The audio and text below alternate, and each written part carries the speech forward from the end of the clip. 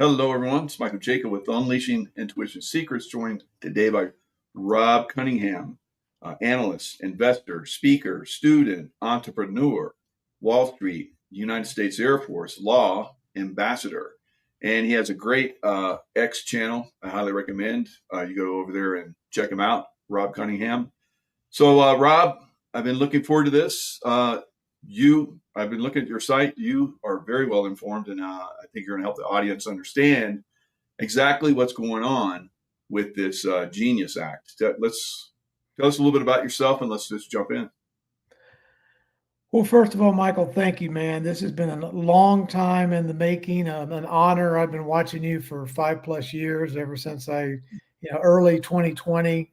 Thank you for your service. Had the pleasure to meet you at a couple of events with Mel down in Florida and your beautiful bride. And man, I can't believe it's been 5.5 years, but it's a treat. So thank you for having me. Absolutely. And we didn't coordinate on hats. I just want to let you know that. It's kind of like I can run upstairs and get my "Make America Great Again" hat.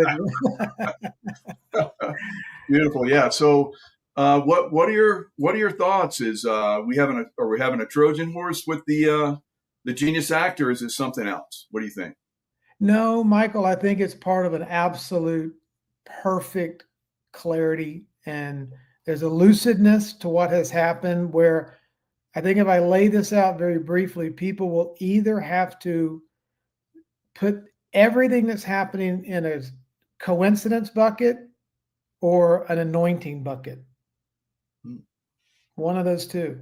Okay. Because, I call myself an ambassador because I really do believe there's a lawgiver, a law teacher, a law administrator, which is the Holy Spirit, and a law book.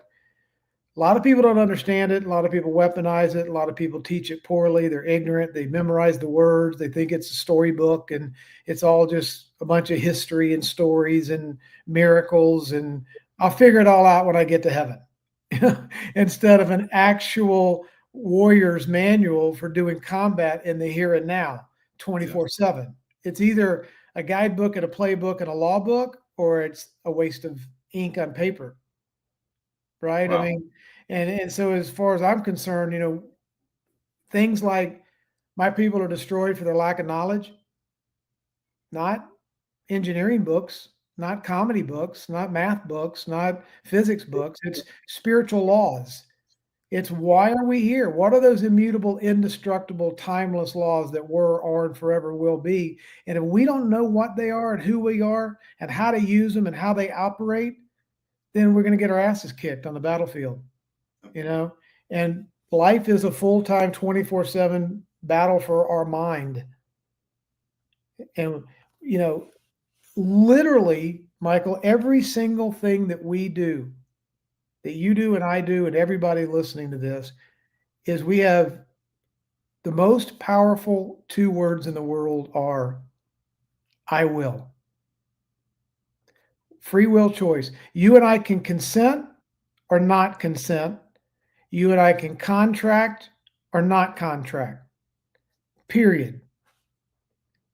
If I make a decision because I'm stupid, if I make a decision because somebody, smooth talks me, if I consent to use a Federal Reserve note and have no idea about all the entanglements that come along with that contract, what do they say? Ignorance of the law is no excuse. So I use the Federal Reserve note thinking it's $1, and here comes the IRS and the agents knocking on my door and the liens on my property and my income taxes and me running faster on the treadmill and the ice cube called money melting in my hand because the purchasing power goes down to 1% of what it used to be, and so I don't know why I'm stressed out and running on the treadmill, and wokeism has broken up all over the place, and we've got Kenyans in the White House threatening to kill the president. I don't know any of that kind of stuff, but we have to know. We are spiritual beings. With or without knowledge of that doesn't change the fact. And spiritual beings have spiritual laws, and if you don't know those spiritual laws, you get your ass kicked. And Very good. So the monetary system, think about this, if the root of all evil is a love of money, wouldn't you think that the evil bastards would want to try to own the monetary system? So then recognize it? Yeah, You they know? do. So I had a wonderful conversation. One of the highlights of my life and career was to spend a day with G. Edward Griffin um, Wow. in his home out in California. To put things in perspective, Michael, he moved into his house in California in 1962, the year I was born, and he's still Mm. there. And I'm 63. And his wife of 71 years was there. And so all of his research, all of his writing, all of his endeavors, that's been his base headquarters, for 63 years. And to spend a day with that man was really, I can't even put it into words. He's a brilliant man. But Yeah, the author of The Creature from Jekyll Island. Have you ever been to Jekyll Island? I have, yes, sir. Very, very interesting place, right? That's saying it nicely. Interesting is the open qualifying word you can use. Yes, yes, very good. So wow, what a I saw a little piece of the interview you did with them. That's very and Well, I saw that. I'm like, good God, Rob, you talked to the man. So you're really on top of all this information, and you have done a lot of great research. What did you get from talking with them? well, what everyone should understand is that the Federal Reserve is a cartel. Yeah. And what they endeavored to create when they met in secrecy in 1910, 3 years before the Federal Reserve Act was actually signed into law, was a cartel creating an agreement to manage and regulate itself with ownership outside the United States of America in the city of London. And it got the legitimacy of law when they got Woodrow Wilson to sign it.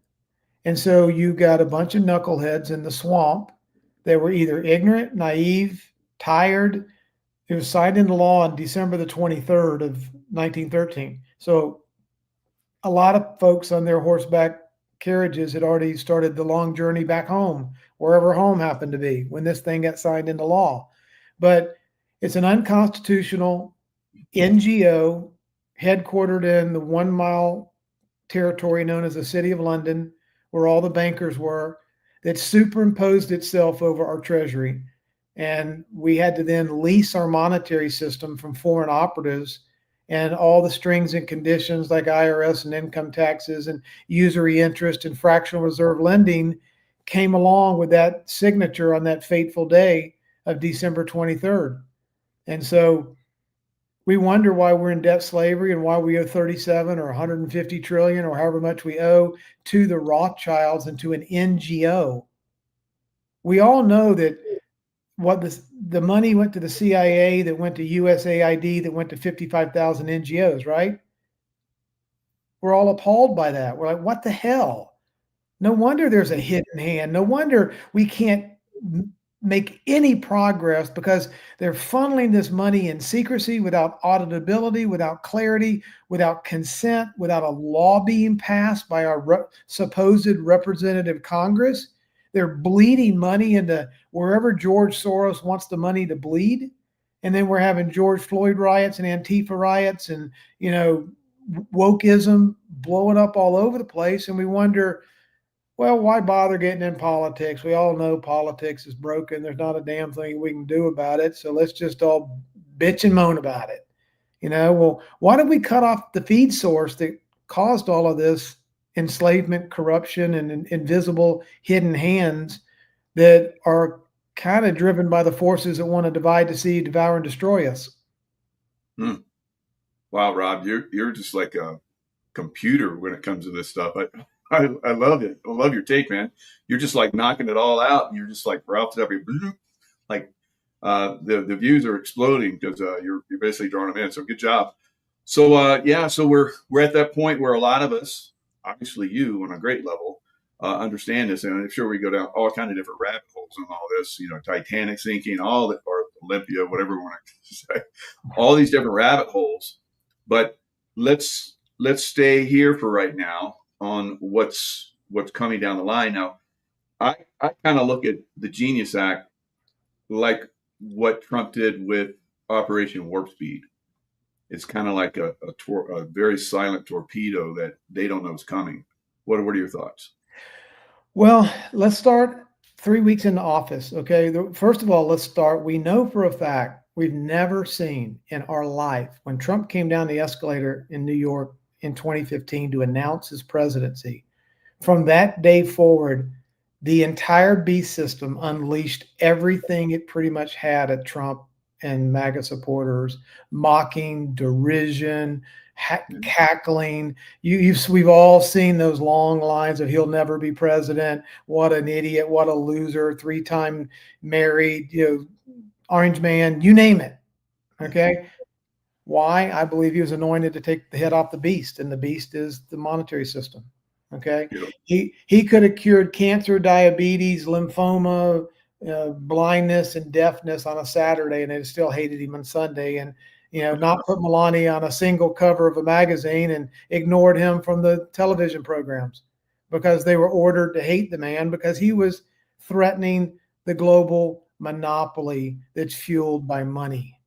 Yeah. Okay. He knew how the system works, and he knew what it needed to do to rescue humanity from this enslavement system. So he gets elected on January the 20th, and 13 days later, on February the 3rd, he signs Executive Order 13772.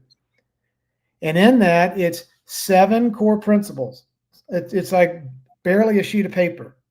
7 core principles for modernizing the new monetary system. That's it. He wants a report. Then it has to have, cannot violate, has to honor, and have integrous in the report all 7 of these principles. Okay. 18 months later, in July of 2018, a 222-page report published by the Treasury with 225 different contributors in that report: agencies, institutions, investment bankers, lawyers, constitutionalists, experts in cryptography, AI, quantum computing, money, sound money, debt markets, credit markets, derivatives, options, grains, futures, you name it. People from every aspect of the world, 225 different agencies were involved in this report, signed by Steve Mnuchin. Okay. And this last week, the Genius Act signed all of the components of those 7 bullet points and the derivative report that came from it into law.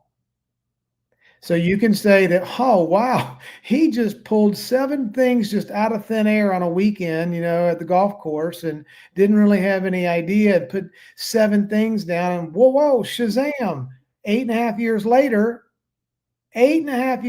he signs into law something that is going to be the silver bullet that obliterates central banking, that makes fractional reserve lending impossible, which means you can't print money out of thin air, which means you can't do usury interest on money you printed out of thin air. And it requires a solid tier 1 asset, like a treasury bill, a note, a T-bill, or gold, in order to issue a stable coin. Okay. Stable coin, 1-to-1 asset backing, 100% transparent in our ability to audit the collateral behind the stable coin. So much so, the New York Department of Financial Services requires a monthly audit. If Ripple Labs, the RLUSD, puts out 10 million RLUSD, there has to be at least 10 million or more treasury bills, notes, or gold, some kind of tier 1 asset that back that stable coin. Okay. So if Amazon or Apple or Google or Ford Motor Company or GMC wants to issue a stable coin, fine, knock yourself out. Same rules apply. You got to buy the treasuries, you got to have the gold, you got to have 1-to-1 collateral backing. Wow. Okay. So if you have 1-to-1 collateral backing on a T-bill or a digital dollar, a stable digital dollar, and so does Brazil, and so does India, and so do the Philippines, well, damn, a 20 equals a 20 equals a 20, doesn't it? How do you do currency manipulation? How do you do the giant sucking sound and play around with currency exchange rates and make one thing more valuable than the other with all of this fat and margin and usury and fractional reserve lending and export all of our manufacturing over to China for the last 30 years? Maybe you can't do that. Maybe you have to compete on a level playing field. You know, maybe you get rid of the fat and the middlemen in the middle. So remember how even it was so funny how Trump used to tweak the media in his first term? He'd say, I'm a stable genius. Didn't we just pass the Stable Genius Act? The Genius Act with stable coins in it? How about that? Yeah. You go back and look at 13 days into office, and he put his reform goals that cannot coexist with fractional reserve lending or anything that took place down at Jekyll Island. Wow.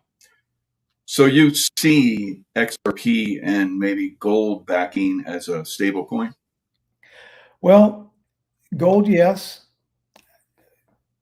XRP is a technology. It's an enabling technology. It is a bridge utility token.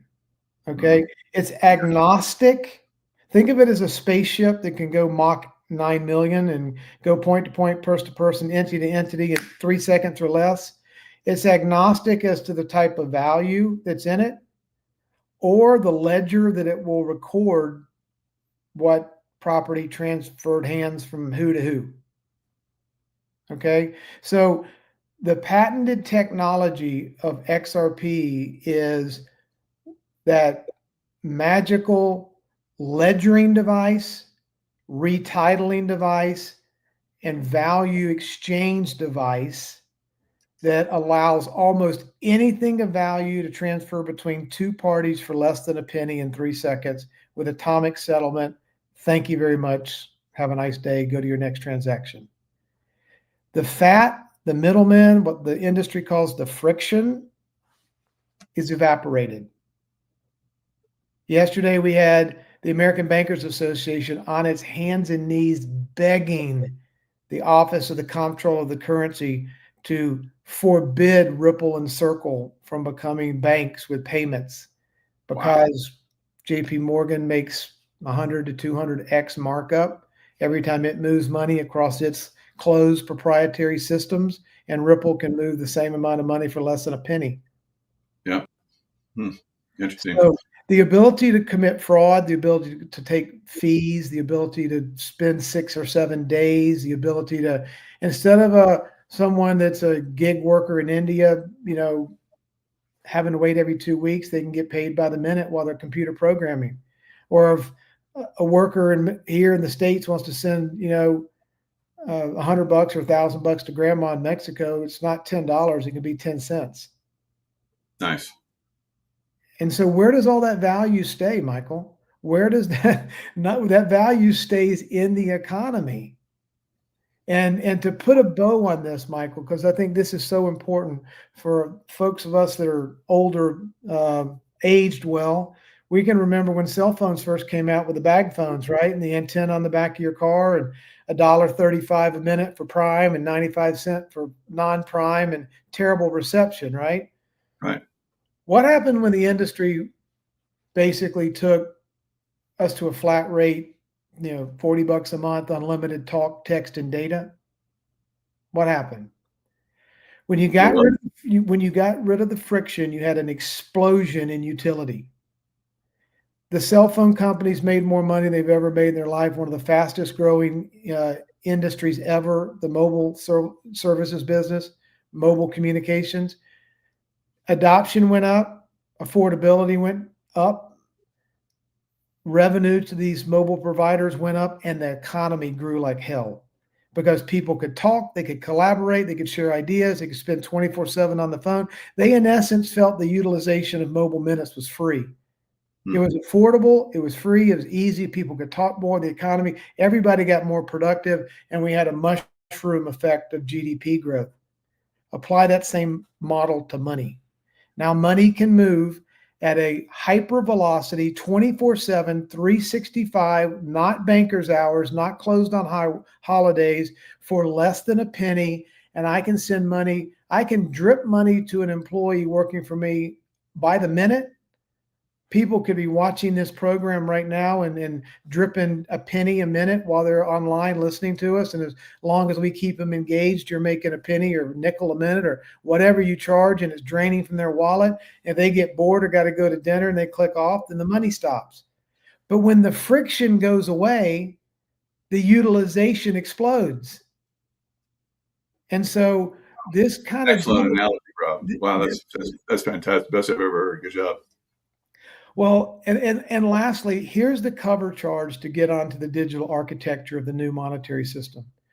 The cover charge to get onto an XRP or get onto a blockchain and move value from point A to point B, Michael, is 100% transparency and 100% accountability. What are two things we've never gotten in our lives from the Federal Reserve? Absolutely. No audit, no transparency. They don't want you to see the fat and the friction behind the curtain because that's where they make all their money. Yeah.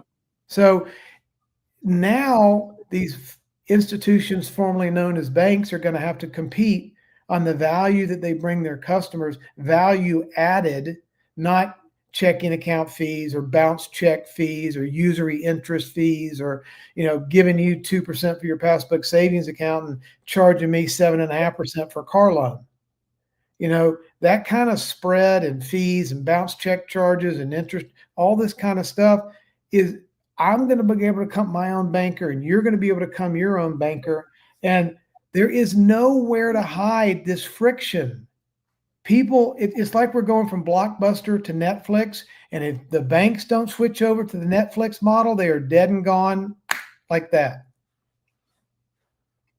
Fabulous, fabulous. So you explain the movement of funds exceptionally. Where does a stable coin come in? Because we've seen stable coins in the past. I actually invested one, Terra Luna, which basically went away like that. Yeah. So do we have the potential of having a stable coin? I believe we do, but what is going to be the safeguards? What is going to keep that stable? I think you just alluded to it with gold and so forth, but what are your thoughts on that? Yeah, I mean, by definition, it should be stable. I mean, if America had $20 trillion in stable coins, digital dollars in existence, and I go and invest in, $10,000, hopefully in a year from now, I'm going to have $10,000. It's not really an investment. It's just it's a transfer of value. I mean, money is supposed to be a store of value, a unit of account. Okay. And, I always forget the third one, and G. Edward Griffin would mark my paper down to a D because I forgot the third one. But it's a store of value and a unit of account, and it should not fluctuate. It should not shrink. It should not inflate or debase. It should keep its value. So if I have a $5 and I want to give it to my kids in 10 years from now, that $5 coin, like a gold coin, right? A gold coin would buy a suit and a tie and a belt and a hat and a pair of shoes 100 years ago, like it will today, right? It should maintain a stable value. That's what a stable coin is.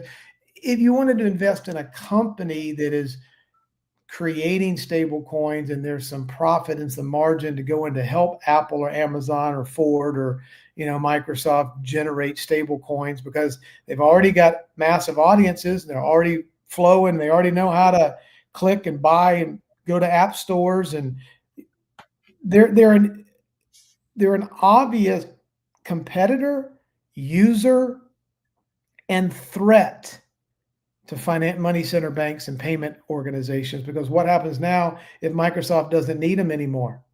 If Amazon has to make payments in 147 countries every 2 weeks and they don't need to go to a third-party middleman with all this fat and friction? What if that cost of moving money goes from 6% to 0.6%? And they do it in-house and the CFO can control it.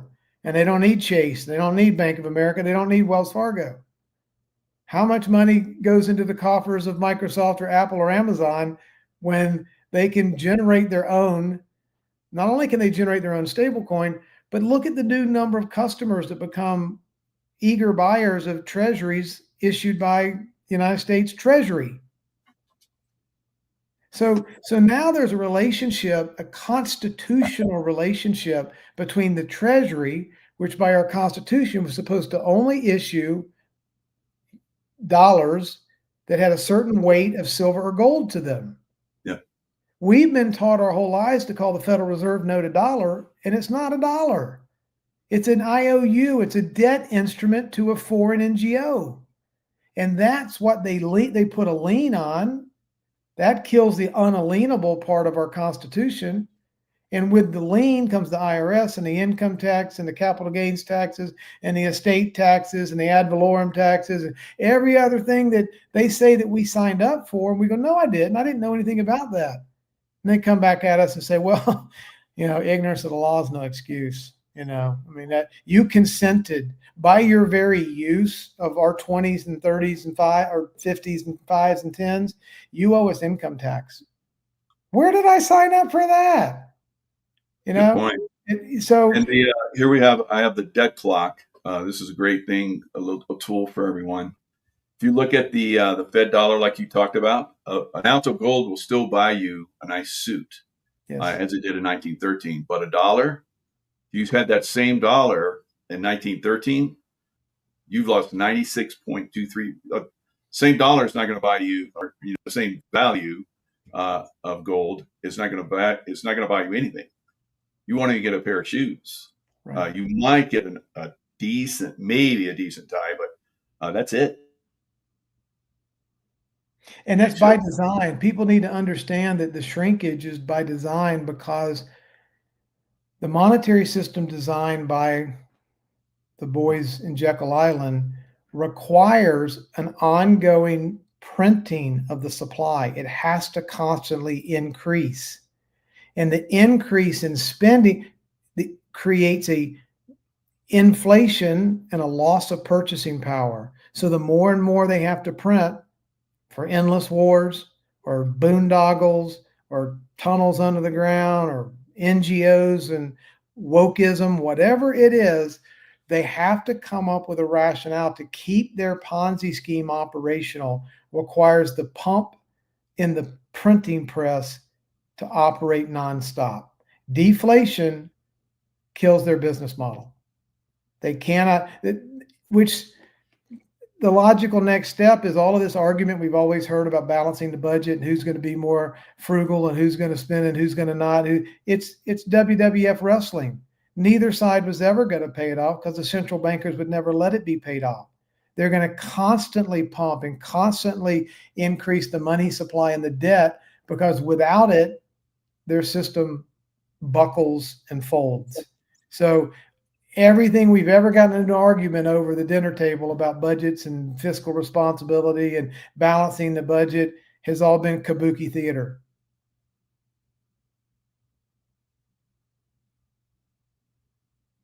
On your post, like I said, you're breaking up. Yeah, on your X site, you have some great posts. I'm going to share the screen on one of your posts. Just recently, we were talking about all wars are bankers' wars, and think about it. When we had the COVID lockdown, there were no wars, there were no conflicts, because they were in complete control at that point.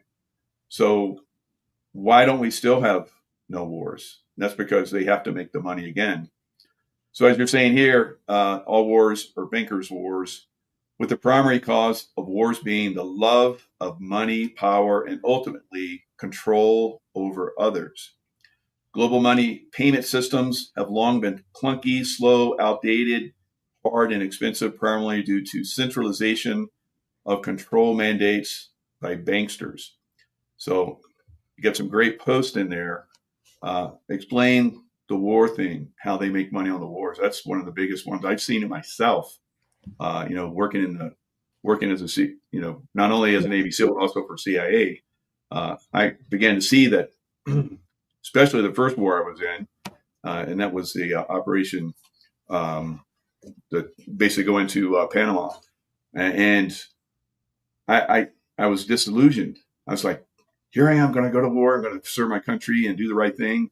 And then I started to see these wars are manipulated. And then I started to see the same thing in the CIA all over the world, Middle East. What are your thoughts on this? Yeah, Michael, the operating law here is divide and conquer, right? If you want to maintain control, I mean, you got a small handful of people trying to control 5, 6, 7, 8 billion people. You got to keep them divided, feed them bread and circuses, keep them killing each other, keep everybody arguing this way instead of looking this way, right? So let's follow the money. When all wars are bankers' wars, you have the military-industrial complex, and it keeps everybody pumping out the armament. It requires a constant narrative of fear. There's always a boogeyman out there, whether it's Iran or Iraq or Russia or North Korea. There's always a crazy madman out there. We grew up hiding underneath our desk at school, right? Because the Russians could come any minute. So the single greatest enriching activity bankers can possibly endeavor to engage in is war, because they get to generate billions, if not trillions of dollars to all parties involved, however many parties, 2 nations, 12 nations, 20 nations. Everybody's the money printer has to go burr. You got to pay the troops, you got to pay the armament, you got to pay the fuel, you got to pay all the things that you got to do. And who gets stuck with all that printed money? The citizens of every nation that's at war. Taxpayers. And we get to pay taxes and interest on those trillions of dollars in 20 nations over the war. But, we had to go get those Ruskies because they're bad. With the Saudis, took over our airplanes, so we had to go to Afghanistan for 20 years. What? But when you follow how much money, and not the lies, just forget about the lies and human treasure. How many nations and how much money did we go into debt? And then how much taxes had to be put on when this system came in place, the gold bars got kicked out to the side of the door and we became the gold bars. The lien to pay back these debts was me and you and our kids and grandkids. That's where the lien, we were the collateral, and that allowed them to control us and print money out of their rear ends and charge us interest and tax us to death. And by the time we can even think about breathing, here comes the next war. And it can be a pandemic war. It can be an open borders invasion war. It can be a wokeism war. It can be a biological war with chemicals to the tip of a needle into our arms. It could be a George Floyd war. It could be a Antifa war. It could be a George Soros war because he's just undermining the nuclear family and ripping us all apart. Mom's got to go to work, dad's got to go to work, and the government gets to train our kids, and we get to spend a couple hours a day together. But for the most part, even the nuclear family gets obliterated because everybody's got to run on the treadmill in order to pay the tax man who's controlled by the banksters. And so this entire parable in the law book, the love of money is the root of all evil. They called it filthy lucre. And if you can control the money, which is really just a manifest form of human energy, if money is human energy and they control all the money, then they're controlling all the human energy. Yeah.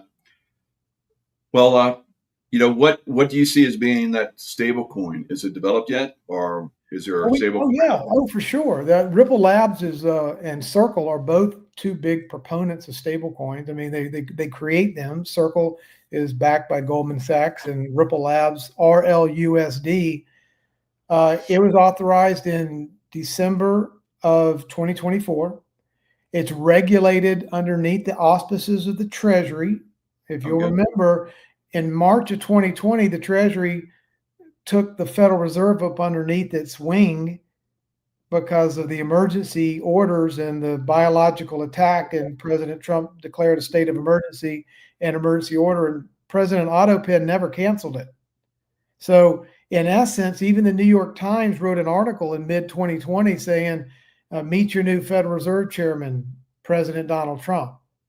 because the Treasury Secretary is part of the executive branch, which reports to the President of the United States. And if the Federal Reserve is underneath the Treasury, he had ultimate power for the first time ever. Okay. So now that he created, one of the first executive orders in his second term when he was sworn in, he created the Bitcoin Strategic Fund and then the crypto fund with four tokens in it, XRP being one of them. Okay, XRP, Ethereum, Cardano, and one other. I forgot what the fourth one was. But so the New York Department of Financial Services has got about 60 to 80 people in it. It's probably the single most rigorous, difficult, stern-nosed compliance entity on earth. These people in the New York Department of Financial Services are the ones that teach the SEC and the CFTC and the House and the Senate and all the chairmen of the Financial Services Committee. Everybody has to basically learn and be regulated under the New York Department of Financial Services. It stands to reason America is the largest economy in the world. And where's the headquarters for our economy? New York, right? Where all the bankers are, where all the banksters are. So the New York Department of Financial Services is the most rigorous, onerous, and compliant, stringent entity probably on earth. Okay. Wow. So they gave, through Ripple, acquired a company called Standard Custody. And Standard Custody applied for a stablecoin license underneath the New York Department of Financial Services, and it was approved. They checked all the boxes, all the requirements for compliance and transparency and solvency, and the whole 9 yards. So what does that mean? What that means is if Ripple Labs wants to produce a stablecoin, they want to produce 10 million stablecoins, they have to go buy $10 million worth of treasuries or T-bills or a tier 1 asset. And every month, every 30 days, they have to file a fully audited report with the New York Department of Financial Services proving they have one-to-one collateral. So if it's 500 million or 50 billion or $5 trillion in stable coins, every single month they have to prove the gold's in the safe, the treasuries are in the custody account, the collateral is there, it's sound money, it's not a checks in the mail or trust me, bro. The assets back the stable coin. And all of this, Ripple Labs and its custody, Standard Custody that produces these stable coins, and the New York Department of Financial Services that inspects it on a monthly basis, all operates under the supervision of the Treasury Secretary. So in essence, the full faith and credit of the federal government is in play here. Right? But Ripple can't just go, you know what, I'm gonna issue 100 million, but I only got 64 million in treasury bills, so I'll pay it back later. They'd shut them down in a New York minute, and they'd be out of business and lose their license. So when you have that level of rigor and requirements for stability on a stable coin, and again, there's other parts of the stable coin besides just collateral. Remember when Elon Musk and Doge was doing its thing and running its algorithms and finding all of this hidden money and what wasn't being reported? And Musk talked about, we really ought to get our act together and just move this whole treasury on the blockchain. Well, you don't have NGOs and 55,000 entities that are hiding money in the Hillary set of books and the State Department set of books and the CIA set of books and the U.S. government set of books and the Federal Reserve set of books. It doesn't work that way. A ledger is an accounting system. So the blockchain is an open, public, transparent, accountable ledgering system. And if I can see it and China can see it and India can see it, then Turkey and Iran don't have to trust each other. They can hate each other's guts. But if somebody's got gold and money and somebody's got oil and they need to make a trade, that trade's not based on trust anymore, or the checks in the mail, or I'll gladly pay you on Tuesday for some spinach today.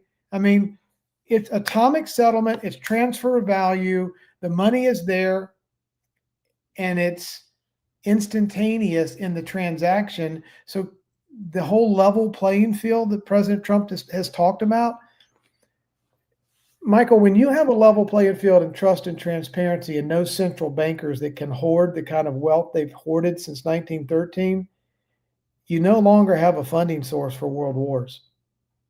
The ability to engage in world wars and get all the actors together and the band together and the Klaus Schwab to declare a war, or the United Nations or NATO or some other group say, you know what, we're going to call our buddies over at the BIS and the Federal Reserve, and you're either going to go to war with us or we're going to sanction your ass.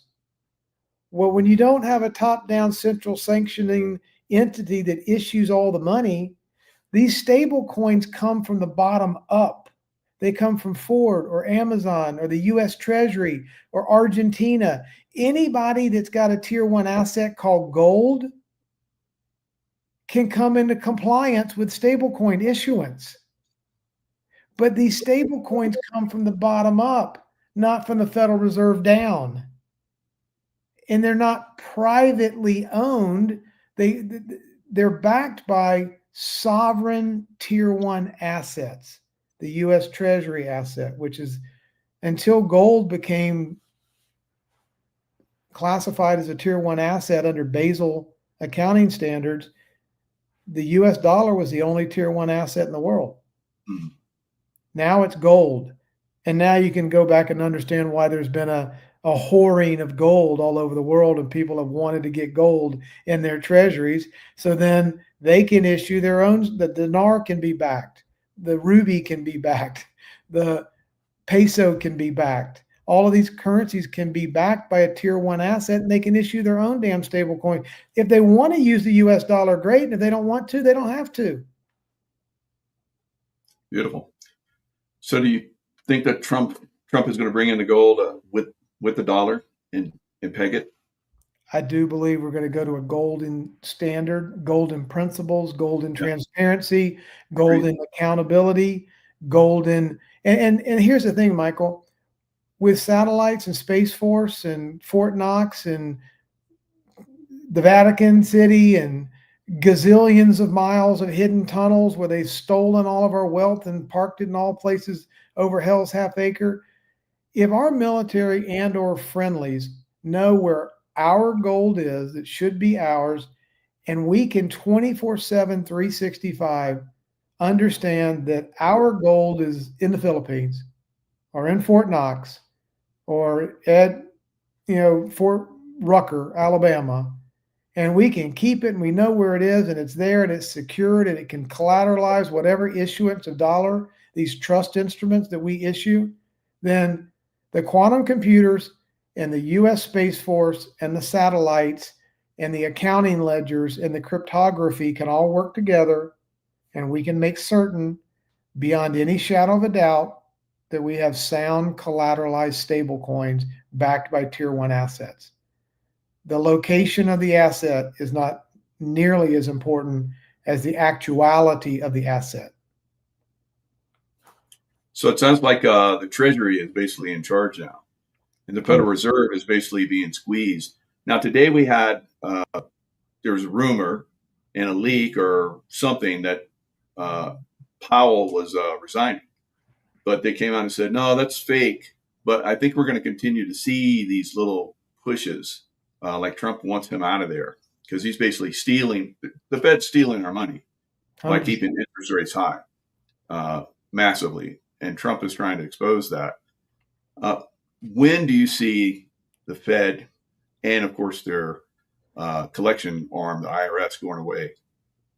If at all? I believe, Michael, this is more about optics and capacity for markets and people to comprehend the radical change in things that they've always taken for granted, like coffee and sunrise and sunset, right? I mean, there's the markets, President Trump and his team that are behind him have to do certain things so that you don't have anarchy and you don't have chaos and you don't have people losing their minds. So there's you can't eat 9,000 calories at a meal or 94,000 calories. You have to kind of pace yourself. And so markets and people and institutions, what's going to happen to all the bean counters when the IRS goes away? Where are they going to go work? Where are the CPAs going to go work? When you don't need these folks, working on Excel spreadsheets and however many people that is, and the wealth that their jobs are going to be gone. Okay. So when the IRS goes bye-bye and those employees go bye-bye, and we have micro shavings of transactions, and if the ledgers know that you're Michael and all of your income under $150,000 is free, and how much has come in, and then you start getting in the higher realms and you swipe a card or your wallet, MasterCard, that's attached to your digital wallet, and you're buying coffee or cars or whatever, and it swipes a little bit out to pay for your local state taxes and federal taxes. It happens on a flow basis, and you don't have to fill out some big long form and report yourself, and if you get the numbers wrong, go to prison. I mean, there's so many other ways to deal with our tax obligations than at the point of an AK-47 and some asshole from the IRS, right? There's a lot of different ways to, and the thing is, when you cut this Leviathan government down by 70 or 80 or 90%, and you turn these idiot buildings in the District of Columbia into museum relics, and you push everything out into the mainland, and the Treasury goes to Texas, and the Bureau of Land Management goes to Colorado. And I mean, all of this stuff gets spread. If we're going to decentralize money, why wouldn't we decentralize a centralized government? Absolutely. Why wouldn't we make our congressmen and senators stay here and eat their own damn dog food instead of voting for shit up in Washington, D.C. and hiding from us for the next 3 months? I mean, make them come out and check their own mail after they make some stupid vote. Yeah. I mean, that only makes sense to me. Saw that with the euro. I remember I was like, okay, we're in the information age. Everything's being decentralized. And then the European Union and the euro, I was like, this is centralization. What's going on here? Mm-hmm. And it's supposed to be spinning the opposite direction. So I think these are the last holdouts. And like you said, remember when we had rotary phones? Yep. You know how long it took to dial? You made a mistake and your finger slipped out of the circle. So imagine all those people that are still in that business, if it even exists. I'm sure it probably doesn't, but they're still holding on, hope that it's going to come back. It's kind of like the Federal Reserve. The people in the Federal Reserve right now, they're holding out hope that they're still going to have a job in the next few years, but it's just going to get isolated. It's going to get it's irrelevant. It'll be irrelevant, I think, with this new system coming in. So and then you don't have to go to war with them because they're just irrelevant. It's like, you want to go to war, you don't even have any money. Right. Go away. Get out of here. 100%. And so when you start to think about the fear that people can then, because fear, in the What's the Law book say 365 times, fear not, be not afraid. But when you fear, you go from 5D to 3D, and you stop thinking critically, and you take a knee and you kiss the ring, and you ask somebody to make the fear go away, and you look for a savior, and you don't know what's going on here, and oh my God, somebody protect me, and so I put a chart up on my X post the other day that said there's about, I don't know, it's 27 or 37 trillion dollars in payments that are going to be moving to stablecoin between now and 2030. And if you begin to start looking at, well, what if you reduce the friction of moving $37 trillion by 2% or 3% or 4% or 5%? The 5% number was, there's a $1.2 trillion per year savings by using stable coins instead of ACH, MasterCard, Visa, or SWIFT, or, direct deposit, and all of these private, JP Morgan, Jamie Dimon owned proprietary pipes that have all of these godless fees and friction and idiocy in it. So over 10 years, we could easily save $12 to $20 trillion just in payments. That's $20 trillion that stays with us as people, or some with the banks and some with us, or some with companies. But now institutions are going to have to compete. And if somebody's charging more, then Mercedes is going to change its bank, or Ford's going to change its bank, or Publix is going to change their bank. So now everyone's going to have to compete on services and value, not currency exchange manipulation. Because everyone's going to know that the cost is less than a penny to move this money around. Why the hell are you charging me what you're charging me? That won't last long. What's happening, Michael, is because of DLT technology and the almost free ability to move money around the world, every person, every entity, every corporation, every government agency is going to have to ask themselves one question. Can I do this operation for more money or less money? And when they can answer the question less money, then they're going to choose a provider that lets them do, all things considered, the process for less money. Better, faster, smoother for less. Duh.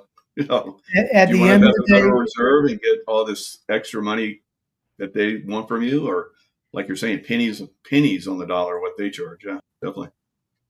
that is going to usher in an era of abundance, low friction, not to mention all of the unlocked treasures that's been stolen from us. I mean, you can read all about what happens throughout the ages. It's happened hundreds of times that the wicked steal and rape and pillage, and they store up the riches, only to what? Ultimately be returned to the righteous. Right? How much wealth have they stolen from us in the last 112 years? Through inflation, debasement, taxation, regulation, capital gains taxes, estate taxes, gift taxes, excise, you name it. How much wealth of the American people have been extracted from this wealth extraction system? And then why is Jerome Powell building a $2.5 billion mausoleum to himself in the Federal Reserve? That's more money than the Taj Mahal took to build. I mean, that's one of the reasons that they're referring him on criminal charges, because he perjured himself before the Congress and lied about the budget overruns and how much of our quote, taxpayer dollars was being spent to build his Taj Mahal. And so, he's getting charged with criminal charges for perjury, felony perjury in front of the Congress. So one way or the other, I think, Trump's going to get rid of Powell because the Federal Reserve is going bye-bye. The Federal Reserve is not necessary. And here's the point that your audience ought to understand, Michael. If you don't have a central bank, you can't have a central bank digital currency. Beautiful. Because a lot of people have that concern, and I think we've outlined. You have a U.S. Treasury digital dollar, right. But that ain't a central bank. Yep. That's a country. That's the country issuing the digital dollar. That's not the Federal Reserve or the Bank of International Settlements or the Bank of England or the Bank of Canada. It's not a private for-profit central bank issuing a digital currency. It's our own government issuing a digital dollar backed by our treasuries or gold. That's a horse of a different color. Fantastic. Fantastic, Rob. Wow, it's been a great discussion. First of many, I hope. And how can people reach you? I know you got an excellent X site. And how else can they reach you? Yeah, cool.show. KUWL.show is my website. Or if you do the Linktree thing, the link.tr.ee/cool show, that has all of my properties. Or just Google my name on X or YouTube, and I'm sure you'll find Rob Cunningham. Very nice, very nice. Yeah, we'll have this in the description, and also I think we put it in the chat a couple times. But yeah, fantastic. Thanks, Rob. It's been a pleasure and honor. I think this is one of the best explanations I've ever heard. It soothed me because I was kind of like, what? And so I started looking at your work, and I was like, gotta have this guy on to explain this. So Rob, yeah, it's great. We look forward to having you on in the future. Everybody's loving it. So great views. One of the top views that I've had on the show. So this is something that people want to know, and we'll keep coming back and giving it to them. How about that? Thank you, Michael, brother. I'm honored, man. Thank you for your service again, and say hi to Tracy. Yeah. Say hi to Tracy Joe for me. I will. Thank you. Thank you, sir.